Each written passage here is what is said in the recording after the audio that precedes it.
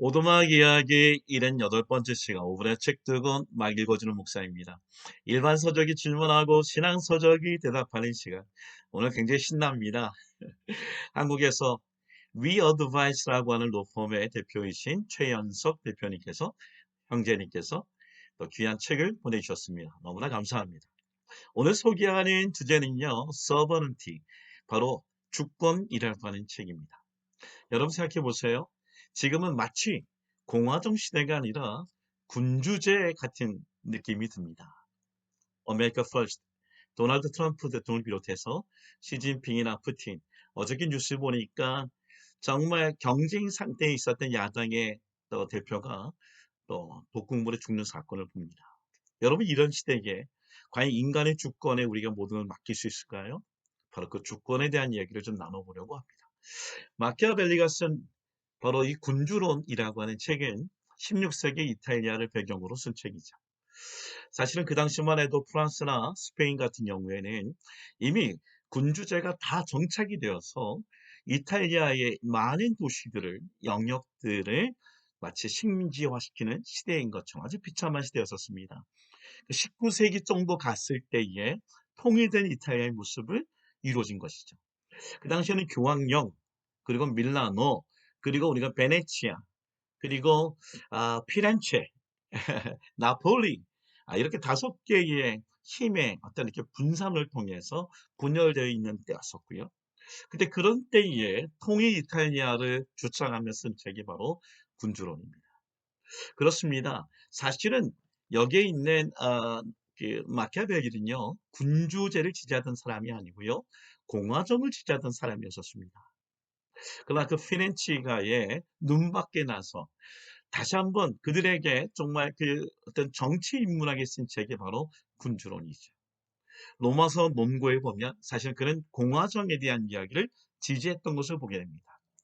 제가 이렇게 책을 좀 읽는 거는 너무 읽기는 너무 시간이 적어서요. 그러니까 우리가 있는 우리 마키아벨리즘 그러면 뭔가 좀 독재 그런 느낌이 드는데요. 왜 그래야 되느냐? 바로 군주제를 통하여 통일된 이탈리아를 만들기 위해서는 군주가 힘을 가져야 되고 특별히 군사력을 가져야 된다는 얘기를 하고 있습니다. 우리 한국은 군사 독재 시대를 가졌었잖아요. 거기는 공과 사가 이렇게 나눠질 수 있는 것을 보게 되는 것이죠. 바로 그렇습니다. 하나의 이탈리아를 만들기 위한 군주는 어떤 모습이 되어야 될 것인가? 몇 가지 얘기를 할게요. 이렇게 얘기합니다. 페이지 102페이지 보면 자신의 군대가 없는 군주는 결코 안전하지 못하다. 용병이나 또는 원군에 의해서 나라가 국권을 세워줄 수 없다. 자기의 군대가 아니면 결국은 그들이 배반해서 나라가 잃어버린다라고 하는 얘기를 역사적으로 설명하고 있어요. 페이지 105페이지 보면은 전쟁은 군주의 직업이다라고 얘기하고 있습니다. 페이지 110페이지 보면 이런 얘기 나옵니다. 만약 군주가 덕과 악덕을 선택하는 상황이 된다 그러면 덕이 아니라 악덕을 선택하라고 얘기합니다. 악덕 없이는 권력을 보존하기가 어려운 때에는 그 악덕으로 인해서 악령을 떨치는 것도 개의치 말아야 한다고 얘기합니다. 심지어는 119페이지 보면은 사랑을 느끼게 하는 것보다 두려움을 느끼게 하는 것이 더 안전하다라고 얘기합니다. 인간은 두려움을 불러일으키는 자보다 사랑을 베푸는 자를 해칠 때에 덜 주저한다. 인간은 악하기 때문에 그래서 뭐라고 얘기합니까? 두려움은 항상 효과적인 처벌에 대한 공포로서 유지되며 실패하는 경우가 없다라고 얘기를 합니다.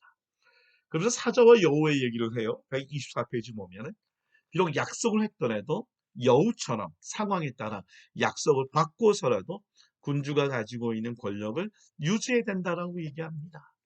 사실 이러한 사람이 공화정에 와서 대통령이 된다 그러면 또는 교회 내에 리더가 된다 그러면 그 나라와 그 교회는 위기를 가져올 것입니다. 이건 물론 가정도 마찬가지고요.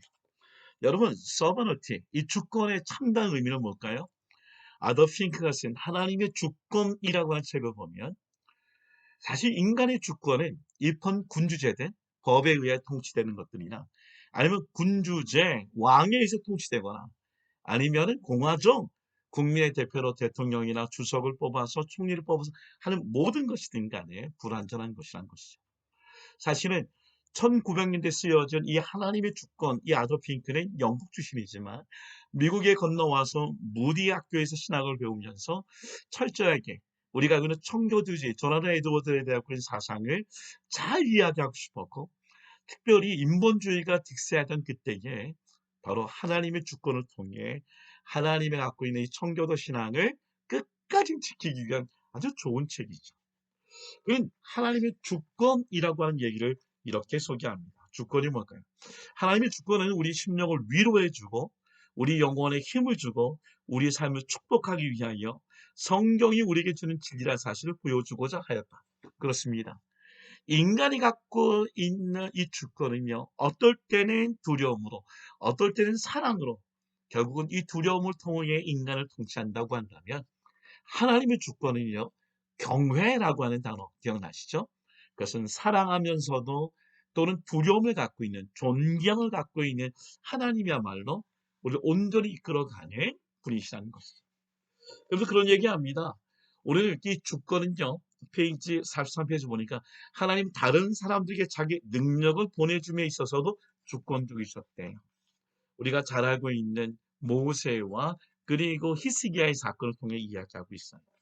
그리고 페이지 40페이지 보면 하나님 자신의 사랑을 베푸심에서도 주권적이었었대요. 그렇습니다. 하나님은 사랑을 통해 정말 하나님이 택한 사랑 안에서 에베소 1장 3절 5절부터 사랑 안에서 예정하신 자들을 구원해 주셨어요. 또는 48페이지 보니까 하나님은 자신의 은혜를 베푸시면서 주권적이셨대요. 그렇습니다.